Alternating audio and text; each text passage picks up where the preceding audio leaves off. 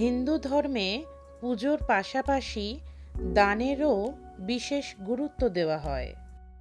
শাস্ত্র অনুসারে দান করলে একজন ব্যক্তি পুণ্যের ফল পান এবং ঈশ্বরের বিশেষ আশীর্বাদ লাভ করেন।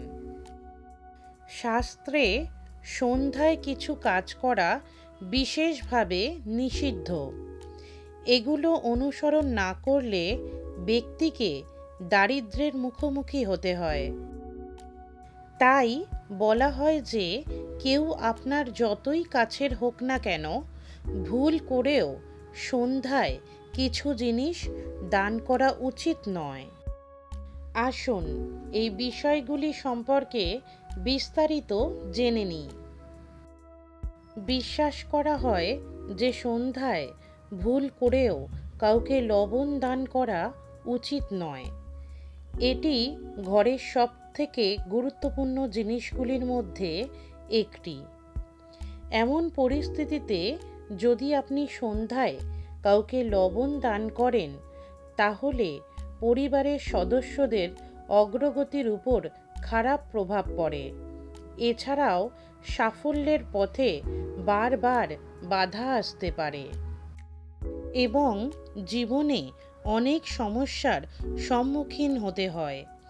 দান ছাড়াও যদি কেউ সন্ধ্যায় আপনার কাছে লবণ চাইতে আসে, তাহলে তাকে লবণ দেওয়া থেকেই বিরত থাকা উচিত। ঘরের কিছু জিনিস সেলাই করার জন্য আমাদের প্রায়ই সূচের প্রয়োজন হয়।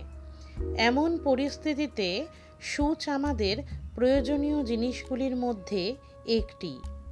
শাস্ত্রে বলা আছে যে সন্ধ্যায় কোনো ব্যক্তিকে সূচ দেওয়া উচিত নয় এবং দান করাও উচিত নয়। এটি করলে বাড়ির আর্থিক অবস্থার উপর খারাপ প্রভাব পড়তে পারে এবং পরিবারের সদস্যদের আর্থিক সংকটের সম্মুখীন হতে হয়। বাস্তুশাস্ত্রে সন্ধ্যায় টাকা দান বিশেষভাবে নিষিদ্ধ। এছাড়াও সন্ধ্যায় কাউকে টাকা ধার দেওয়া উচিত নয়। এতে করে আপনার উপর দরিদ্রতা নেমে আসতে পারে। বিশ্বাস করা হয় সূর্যাস্তের পরে ঘরে দেবী লক্ষ্মীর আগমন ঘটে। এমন পরিস্থিতিতে যদি আপনি এই সময়ে অর্থ দান করেন, তাহলে দেবী লক্ষ্মী ঘর ছেড়ে চলে যেতে পারেন। বিশ্বাস অনুসারে সন্ধ্যায় তুলসী স্পর্শ করাও নিষিদ্ধ।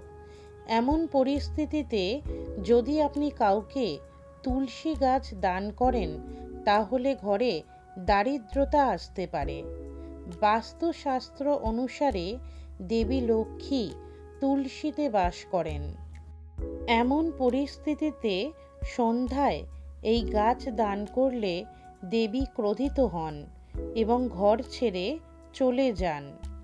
এর ফলে পরিবারে অর্থের ক্ষতি হতে পারে। এছাড়াও সন্ধ্যায় তুলসী গাছে জল দেওয়া উচিত নয়। এই সময় কেবল তুলসীর কাছে প্রদীপ জ্বালাতে পারেন।